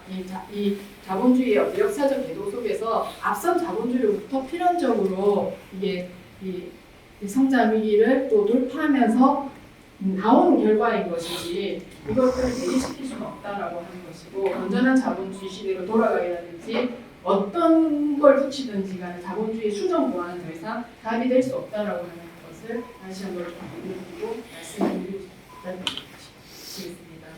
어디로 갈 것인가를 정해야 되고 이제 오늘 이 자리 사회주의자 대회 1박 2일 동안 펼쳐지는 사회주의자 대회에서도 계속 이제 나오고 있는 말인데 절명이냐 혁명이냐 체제 유지냐 체제 전환이냐라고 하는 기로에 서 있고 우리는 결정을 해야 되고 여기서 이제 자유주의자와 왜 싸워야 되냐면 계속해서 체제 유지와 관리, 수정 보완을 통한 자본주의 개선이라고 하는 것에 대한 사상적, 이념적 토대들을 계속 만들고 생산해내고 있다라고 하는 거예요. 근데 한국 사회에서 이 소셜과 리버럴의 어떤 정치적 대결, 이념적 대결이 지금까지 치열하게 펼쳐지지 않은 것도 이런 이제 이야기들이 계속 사회적으로 유포되고 힘을 얻도록 하는데 그 영향을 미치고 있는 것 같아요. 아 이건 이 책에서 나온 건데요. 일로 갈래, 일로 갈래, 일로 갈래, 일로 갈래 여러 가지 이제 가능성이 펼쳐지고 있는 상황에서 우리는 어디로 갈 거냐라고 하는 얘기고 기후 리바이언트로 갈 거냐, 기후 베헤머스로 갈 거냐, 트럼프 같은 그런 식의 이제 완전 뭐 다 나와버리고 모르겠지 하는 빡빡파의 경로가 있을 것이고 기후 리바이언트는 조절하고 관리를 하는데 아까 얘기했던 이제 체제 관리 체제 자본주의라고 할 수 있어요. 이런 식으로 갈 것인지 등등을 이제 물으면서 우리는 이쪽으로도 아니고 이쪽으로는 아닌 대안의 길을 창조해내야 되지 않겠냐라고 이제 질문을 하고 있는데 저는 그것이 탈성장 생태 사회주의의 길이라고 생각을 하고 이것을 어떻게 할 것인가를 충분히 지금부터 본격적으로 충분히 논의를 해야 될 거라고 생각을 해요. 무엇을 할 것인가? 이거는 이제 제가 만든 두 개의 기둥인데요. 하나는 저항이고 하나는 돌봄이다. 하나는 저지를 해야 되는 거고 하나는 만들어내야 되는 거다라고 생각을 해요. 복합위기, 기후위기, 전쟁위기, 경제위기, 생태위기, 핵위기, 금융위기에 대해서 준비를 해 나가야 되는데 그 대응과 준비의 두 가지의 이제 축을 정화과 돌봄으로 세워보자라고 말씀을 드리는 것이고요. 필사적 저항이 이제 필요하다. 민영화에 대한 저항, 전쟁에 대한 저항, 사회공개 불평등이 심화되고 국가와 자본의 폭력성이 각인되는 이 시기에 이 폭력적 체제에 대한 결사투쟁이 이제 한편에서는 필요한 것이고 그 다음에 이 과정 속에서 사람들이 계속해서 사회공개 속에서 다치고 이제 죽어가고 있잖아요. 풀로 죽지 않도록 또는 분노해서 서로를 죽이지 않도록 하는 이 돌봄의 안전한 네트워크를 운동 속에서 좀 만들어내자라고 저는 말씀을 드리고 싶어요. 이런 구호도 이제 계속 이제 나오고 있잖아요. 남북의 노동자를 위한 단결 하라를 남북의 취약자들이 아까 제가 없는 존재들에 대해 이제 이 연대에 대해서 말씀을 드렸는데 고통의 연대와 결여의 존재들인 없는 자들의 단결을 만들어낼 수 있는 남북의 취약자들이여 공감하라라고 하는 이런 이제 슬로건을 가지고 거점이자 진지이자 좌표로서의 돌봄을 또 좌파 운동이 또 진보정당 운동이 제출하고 그런 구체적인 어떤 실천 전략들을 제시한다면 아까 이제 우리는 어디로 갈 것인가에서 가장 확률이 낮고 불가능해 보이는 그러나 반드시 가야만 하는 그 길을 낼 수 있을 것이다라고 말씀을 드리고 싶습니다. 그럼 강의를 마무리하고 질의응답을 이어가도록 하겠습니다.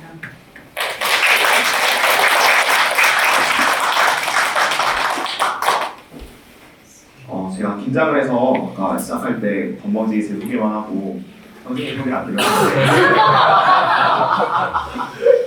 최우정 선생님은 정치학자이시고요.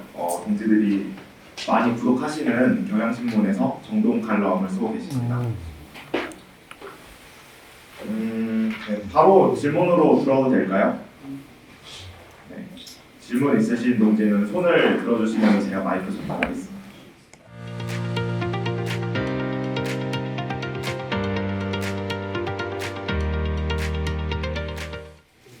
지금 때가 왔다고 생각을 해요. 지금. 그래서 억압에 대해서 질문한다면 우리가 이제 자유에 대해서 질문한다면 그게 지금까지 이제 말씀해주신 정치적 표현으로서 자유하고 시장 자유하고 이게 다 문제된 가운데서 사람들이 자유를 위해서 그럼 지금 누구와 어떤 압제자와 싸워야 돼 이렇게 가게 되는데 어디서 억압이 있느냐를 이제 당신은 무엇에 가장 지금 이 숨통이 막혀 하느냐를 묻는다라고 하면 바로 그 억압의 장소가 자유를 위한 싸움을 시작할 수 있는 장소일 거라고 생각을 하는데 지금 부채는 그만큼의 이제 사람들을 죽이는 상황이 왔고요. 사실 2008년도 아니죠. 사실 시애틀에서부터 시작해가지고 계속 이제 2000년대 넘어서면서 이 대중 투쟁이 어쨌든 그 선진 자본주의 국가에서는 반금융, 반부채 투쟁 형태가 사실 나타났거든요. 이게 없던 싸움이 아니고요. 반부채 투쟁이 중심에 이제 계속 등장했는데 희한하게 한국 사회에서는 이 금융화에 대한 실천적 이론적 저항 이런 것들이 그에 비해서 상대적으로 좀 나타나지 않았다고 생각을 하는데 그 이유가 아까 이제 말씀드린 민주화와 자유 간의 착종하고 왜곡된 어떤 이 정치 세력 구도 간에서 이제 나타난 문제들이 크게 작용했다고 생각해요. 그런데 인지 때가 왔어요. 지금은 부채가 전면화되기 시작했고 좌파가 떠들지 않아도 요새 뉴스만 틀면요 다 난리 났어요. 그리고 실제로 공포를 느껴요 사람들이. 아파트가 뭐 떨어진 것들 인해서 금리 엄청나게 오르고 한국 사회 빚 없는 사람들 없잖아요. 그리고 이 규율이 얼마나 이제 엄청나게 그 통제력이 강하냐면 강한 통제력과 강제력을 갖고 있냐면 경찰이 잡으러 오는 것도 아닌데 감옥에 끌려가는 것도 아닌데 뒷목 갚으면 사람들이 스스로 죽어버리는 사회예요. 한국 사회는 그만큼 무섭거든요. 이 억눌려 있는 이것들이 지금 표출되고 있고 그걸 모아내야 된다고 생각해요. 그래서 지금은 지금이 때이다. 이제 본격적으로 반부채 투쟁과 반금융 투쟁을 준비하고 펼쳐 나가보자. 제대로 한번 이제 해보자라고 말씀드리십니다.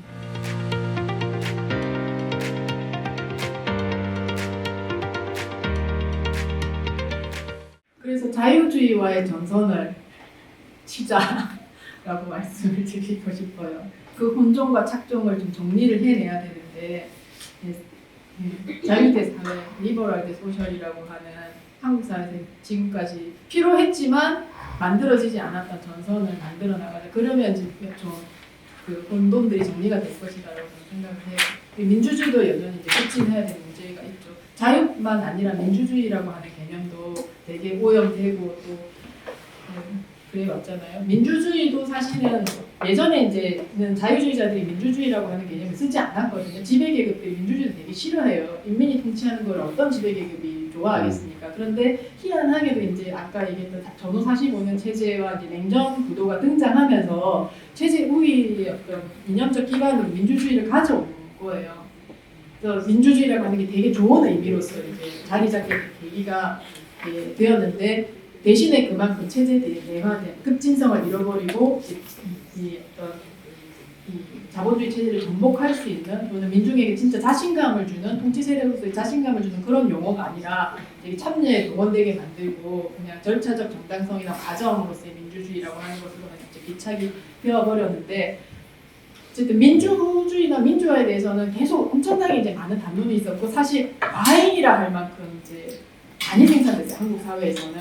그 이유가 이거는 이제 이후에 자유주의 세력의 자기 집권과 통치에 대한 정당화를 위해서 계속해서 이제 민주화 담론을 과잉 생산됐던 측면이 있는 반면에 자유화에 대한 어떤 이론 투쟁 담론장이 제대로 만들어지지 않았던 이유는 그 칭호를 드러내기 때문에라고 생각을 하거든요. 자유주의 세력하고 민주주의 세력이 세력 동맹을 통해서 신자유주의를 추진해 나갔던 그 과정들이 어쨌든 설전이 펼쳐지고 논쟁이 진행되면서 드러날 거잖아요. 그래서 그런 담론장들이나 이제 이야기들은 회피되거나 제대로 다뤄지지 않았던 면이 있어요. 그래서 말씀하신 대로 이거를 이제 너무 복잡해가지고 이런 역사적 맥락까지 다 이어가서 얘기를 대중들하고 하고 설득하기에는 되게 힘들다라고 하는 그거를 이렇게 극복할 수 있는 하나의 이제 그 방법이 저는 이제는 본격적으로 자유주의와의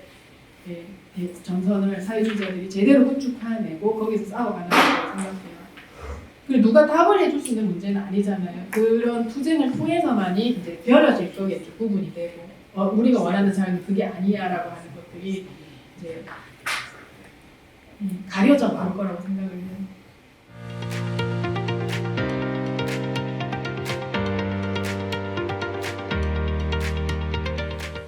그러니까 그게 참 싫잖아요. 뻔히 안 해줄 게 분명하고 저 따위 국가는 요구하고 싶지도 않고 근데 이제 또 거기에 요구해야 된다라고 하는 게 되게 싫은데 저는 그래서 이제 이중권력이라고 하는 상상 능력을 펼쳐보자고 얘기를 하거든요.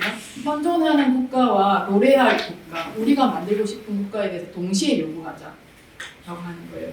그걸 이제 제헌적 상상력을 좀 펼쳐보자라고 얘기를 하는데 이게 제헌적 상상력, 노래할 국가에 대해서 세우는 어떤 전망으로서의 요구가 없으면 계속 지금 있는 현재 정치 권력에 대해서 청원하거나 이렇게 되는 거거든요. 그럼 그 뻔히 이제 또 체제 내부로 이제 흡수될 것이고 체제 관리적 우리가 막 싸워서 열심히 해가지고 어쨌든 운동이 이거를 따내면 그게 그 또 다른 이제 어떤 체제 관리 정책이 될 것이고 못하면은 지면은 이제 더 후퇴하게 될 것이고 항상 이런 식의 이제 그걸 겪어왔잖아요.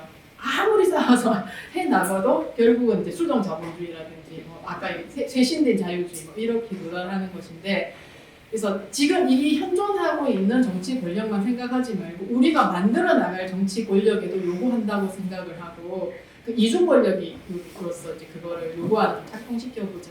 그럼 이렇게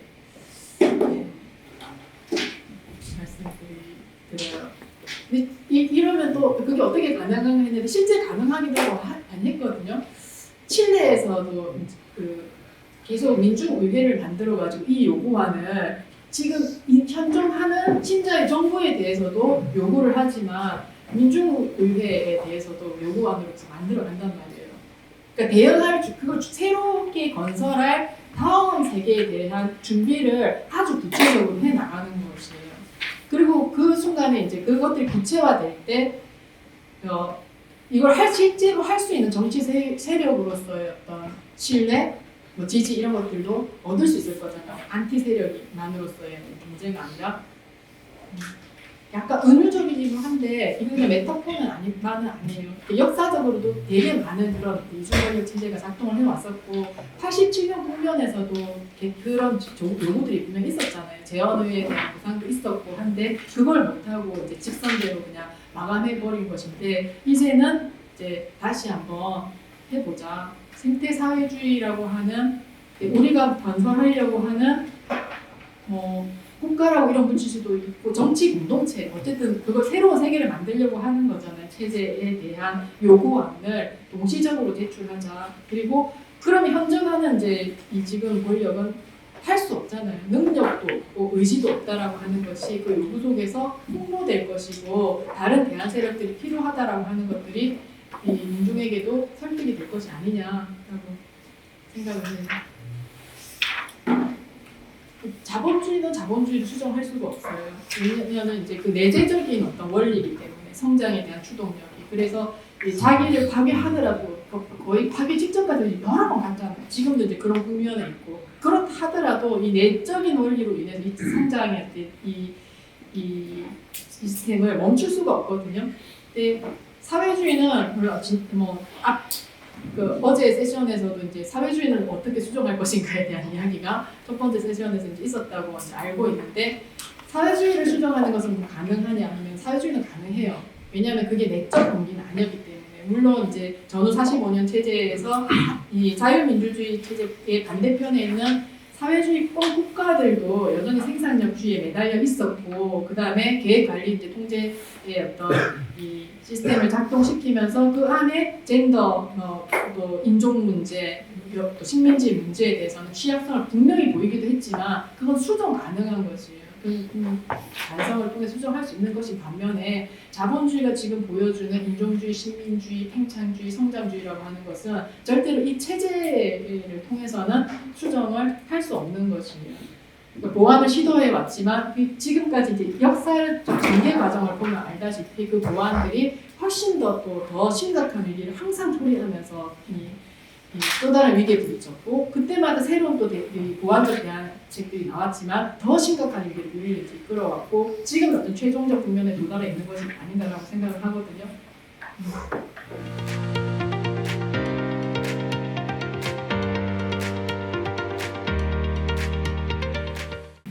그게 이제 자유주의가 만들어낸 자유와의 싸움이 필요하다고 계속 말씀을 드리는 이유예요. 이 교권 논쟁에서 분명하게 다양하게 나타났잖아요. 그게 자유가 아까 권리라고도 많이 표현이 돼요. 그래서 뭐 해방이라도 표현이 되는데 그게 각자의 권리인 순간에 제로섬 게임이 되어버리잖아요. 네 권리가 커질 때 내 권리가 훼손당하고 사실은 시장의 이제 논리인 거잖아요.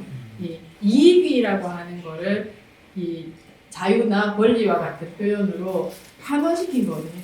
다시 이제 표현한 거라고 저는 보는데, 그래서 그 시장적인 이익에 기반한 권리와 자유의 개념들에 대해서 이제 해체와 재구성이 필요하고, 그 작업을 사회주의 운동이 또는 좌파 운동이 치열하게 본격적으로 정리해오지 않았다라고 하는 반성을 촉구하면서 이제부터 그 싸움을 해나가자라고 말씀을 드리는 거예요. 저도 이제 70년대생이어가지고 국가는 저한테 뭐였냐면 성장기에 몽둥이였어요. 학교 다니면서 맞았고, 뭐 대학 때는 운동하면서 맞았고, 그래서 그냥 그런 폭력들이 이제 압제, 억압이라고 딱 이제 고착이 되어 있단 말이에요. 지금 이제 자라나는 지금 현재 청소년들 대학생들한테는 그렇게 막 그 군대 강제 통집하고 대학에서도 군사 훈련시키고 막 매를 들어가지고 이제 뭐 복종시키는 그런 식의 이제 이 억압 기제는 없잖아요. 근데 어디서 숨막힌 억압을 느끼냐면 점수, 평가, 등급이거든요. 근데 그게 노동자들도 마찬가지일 거예요. 물론 한국 사회는 여전히 그런 직접 폭력성도 무시 못하게 많이 잔존하고 있다고 생각해요. 없어지지 않았고요. 그게 거기서 이제 그 조금 더 자유로워진 사람들이 있지만 사실은 이제 계급의 하층으로 갈수록 그 직접 폭력성의 강도는 훨씬 더 이제 강하고 저항자들한테는 이제 강하게 오고 있는데, 계속 이제 말씀드리지만 억압에서 좀 시작을 하자. 그러니까 적극적 자유, 우리가 쟁취해야 될 자유를 더 많이 갖고 싶어서부터 이제 이야기의 시작점을 거기서 놓으면 저는 자유주의가 만들어놓은 자유 개념에서 계속 갇히고 공회전을 할 것 같아요. 그래서 근데 이제 억압은 누구나 다 느끼고 이걸 참을 수 없다고 한계에 도달했다고 느끼고 있거든요. 평가로부터의 억압, 뭐 부채로부터의 억압, 대출 이제 이 반환 기한이 도래할 때 막 심장이 떨리잖아요. 잠이 안 오고 하는 그 억압을 표현 안 하는데도 우리가 스스로 잠들 수가 없고요. 아까도 말씀드렸듯이 잡으러 안 오는데 스스로 이제 도망쳐서 숨거려야 되는 그런 이제 정도의 억압이에요.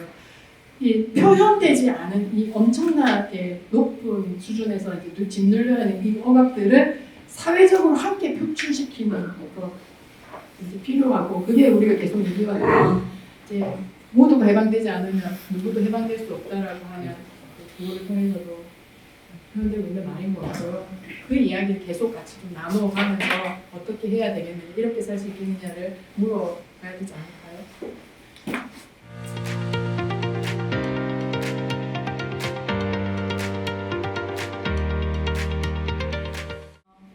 이 파트에서 이제 아까 좀 건너뛰어갔는데, 사실 제가 자유주의가 계급의 사상이고 특히 이제 서구적인 사상 체계에서 나온 것이라고 계속 말씀을 드렸는데, 이 자유를 우리가 쟁취하거나 얻는다고 했을 때도 여전히 그 자유의 개념 기반을 하고 있거든요. 근데 그거를 확대시켜 놓은 방향으로 지금까지는 자유를 위한 투쟁이 전개되었던 것 같아요. 자, 인간의 자유인데 그 인간이 처음에는 뭐 지금도 여전히 그렇지만 그 인간을 대표하는 것이 서구 백인 남성, 휴먼이고 맨이 휴먼이었잖아요. 근데 이 인간들이 가진 권리와 자유를 다른 존재들에게도 다오라고 하는 것. 그래서 그 인간 개념을 확장해 나가면서 자유와 권리의 개념을 확장해 내놨거든요. 그러니까 서구 백인에서 만이 아닌 유색인종도 포괄하는, 남성만이 아닌 여성들도 포괄하는, 부르주아만이 아닌 노동계급도 함께, 그러니까 노동계급도 포함하는 그런 자유 개념의 이제 재구성을 요구를 해왔었는데, 이제 기후위기 시대는 이거에 대해서도 좀 다시 이제 물어봐야 되고, 저는 자유와 권리를 확대 적용하는 그런 방식이 아니라 근본적으로 이 사상 체계 자체를 전복하는, 그래서 이제 권력을 전환하는 것이 필요하다라고 얘기를 하고 싶어요. 그래서 이제 그걸 표현한 게 이 문장인데, 여자가 남자와 이제 동등하게 되고 흑인이 백인과 동등해지는, 또는 남반구가 북반구처럼 잘 살게 되거나 이런 식의 이제 기준점 자체를 바꾸자. 그래서 에이드리엔 히치가 쓴 말을 인용해 왔는데 이런 방식이 아니라 남자가 여자가 되고 백인이 흑인이 될 수 있도록 또는 이제 최근에 낸시 프레이저가 좌파의 길을 쓰면서 그 이전에까지 마르크스주의에서의 이 중거점을 이제는 바꾸자라고 얘기를 하거든요. 그러니까 생산 대 재생산에서 재생산이 중요하다라고 하는 것을 폭로하는 것. 그래서 재생산을 중요하게 하자라고 하는 것이 아니라 생산보다 재생산을 이제 먼저 놓는 요거 가야 된다고 얘기를 하거든요. 그 얘기를 말씀을 드리고 싶어요. 그러니까 그래야지만 자연과 인간이 맺는 관계, 또는 북반구와 남반구의 이제 관계들을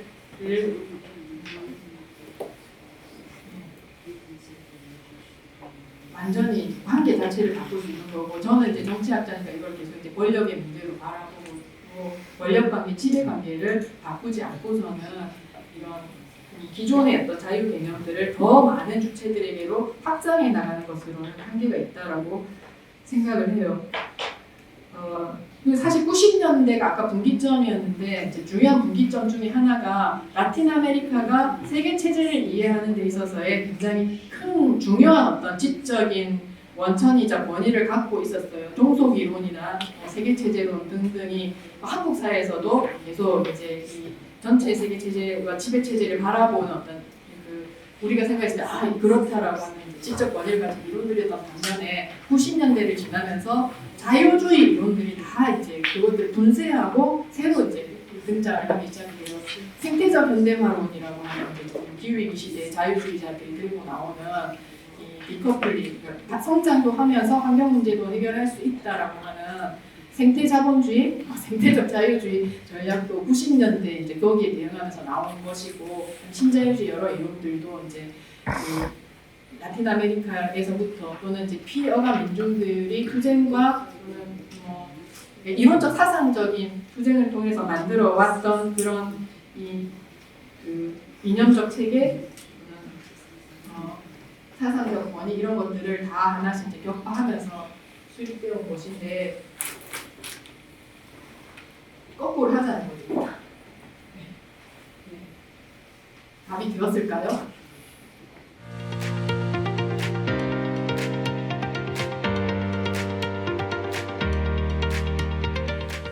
당연히 아니고요. 근데 주최 측에서 요청을 받을 때 자유를 파헤쳐 달라 요청을 노동력으로부터 이제 받았기 때문이고, 이제 그 이유는 강의에서 나왔던 여러 가지 혼란과 운동, 그것에 대한 역사적 배경 이런 것들이 무엇이 있을까에 대해서 라고 생각을 해서 그 차원에서 좀 정리를 한 거예요. 말씀하신 것이 전면 동의하고요. 평등이 자유의 조건이다라고 하는 거.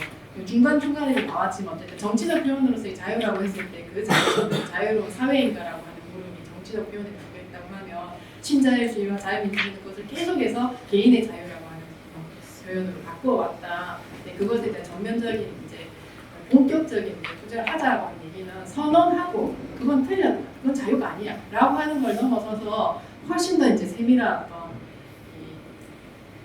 대항 개념과 논리와 이런 것들이 필요할 거라고 하는 생각이고, 그것들을 이제 활동가들 해야 되겠죠. 연구자들 해야 되겠죠.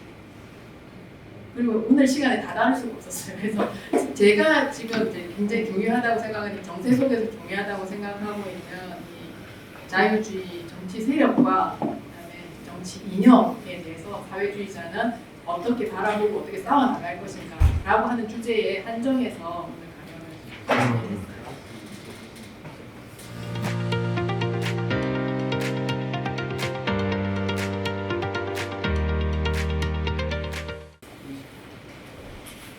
있는 거 없는가는 잘 모르겠어요. 저는 언제부턴가 가능성이나 확률성이 저의 동기가 되지 않은 지 오래됐어요.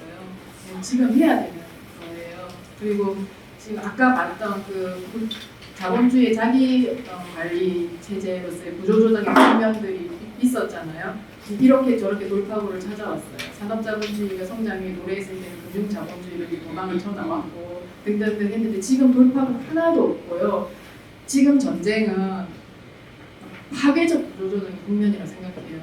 이제 보통 마르크스주의자나 사회주의자들이 자본 대 노동의 관계에서는 면밀하게 이제 분석도 하고 잘 보고 있는데 자본 대 자본의 관계를 좀 간과하는 측면이 있어요. 아까 이제 신자유주의가 경쟁 질서를 도입했다고 했는데 그거는 노동자 계급의 경쟁뿐만 아니라 기업도 이제 경쟁 구도 속에서 살아남게 하고 독출시키는 방식으로 이제 이 체제의 어떤 유지와 성장을 계속 추동해 왔단 말이에요. 이 자본 대 자본의 관계도 지금 심각한 어떤 국면이고 공항이 그런 역할을 했었고 전쟁이 지금까지 역사 속에서도 그런 역할을 했었지만 다 정리하고 새로운 이제 칸을 돌려야 되는 거고 전후 30년의 호황이라고 하는 것도 전쟁에서 다 파괴된 그 사회 위에서 이제 복구 영재로서 이제 그 성장 동력을 만들어내는 것인데 지금 자본은 지금 1% 부자들은 그 판이 필요하다고 생각을 하거든요. 그러니까 얼마나 사회가 어떻게 망가지든 세계가 어떻게 절단나는지 간에 그런 고려 없이 새로운 시장이 생길 것입니다. 그게 이제 폭력과 전쟁의 시작이라 하더라도 그걸 방향으로 저는 갈 거라고 생각을 하고 근데 이거는 이제 확률이나 가능성의 문제가 아니라 그거는 명확하게 결사적으로 저지해야 되는 거죠. 이건 정말 공멸이기 때문에 그리고 그 저지하고자 하는 투쟁 속에서 길이 생겨날 거라고 생각을 하고 그리고 그 저지하는 투쟁을 해 나가되 이제는 우리가 새로운 사회를 건설하는 돌봄의 장을 투쟁 속에서 같이 이제 고려하면서 전략을 짜 나가고 저항하는 그 돌봄에 저항하는 저항과 돌봄의 공동체 또는 저항과 돌봄의 이 동시적으로 진행되는 그런 운동의 상을 만들어보자 라고 말씀을 드리고 싶네요. 푸념은 또 혼자 하지 말고 사회적으로 하자라고. 그때 그럴 때 푸념도 힘이 된다고 볼 수 있습니다. 네, 시간 관계상 질의응답 여기서 마치도록 하겠습니다. 사회자 맡으면서 질문 없으면 30분 어떻게 생각하고 보냈었는데 말 많으면 공산당이라더니 경험이 많은 것 같습니다.